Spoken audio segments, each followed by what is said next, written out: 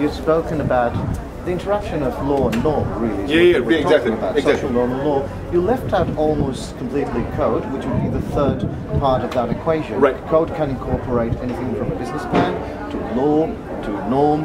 It can also incorporate desires and wishes. And but the question is, to what extent can code, or will, or should it even take that third part, and how?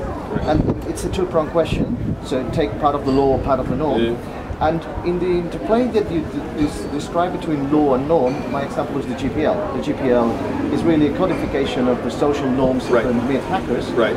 It doesn't supplant law. So you still have law and you have added layers. Yeah. Which then it will eat away law, those corporations of joint people will eat away at law instead of just adding to it. So it's two questions. What about code and what about norm? Certainly there's been a lot of work on encoding systems that hold these values in place. The slashdot moderation system is probably the best studied one, where there's a rating system for comments, and then there's a karma system for deciding who rates the comments, and then there's a meta moderation system for deciding who has karma and doesn't deserve it. It's a whole complicated structure. But even within that system, there's a manual override on the part of the slashdot owners, because we do not yet have computers that can actually instantiate the full range of human norms. The law has conceptions like what a reasonable person would consider prudent, right? There's no real way to encode that, and so there are still value judgments to be made.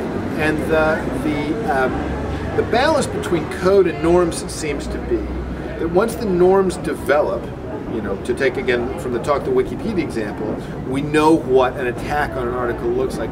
Then you can start to provision code that allows people to deal with it. But the vision of the law as essentially an executable version of the law is not going to come to pass, I think, in our lifetime, because that is a vision that assumes essentially computers think like people, which they don't yet, famously. So, however much work on code is going to be done, and a huge amount is going to be done, I think that we do not get, in any foreseeable future, we don't get away from the problem of having either norms or laws.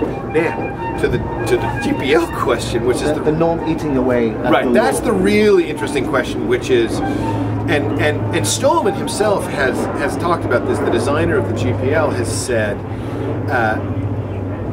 I don't like copyright, that's why I did this, and yet to fight copyright I had to adopt copyright law in order to create this new, this environment of normal freedom.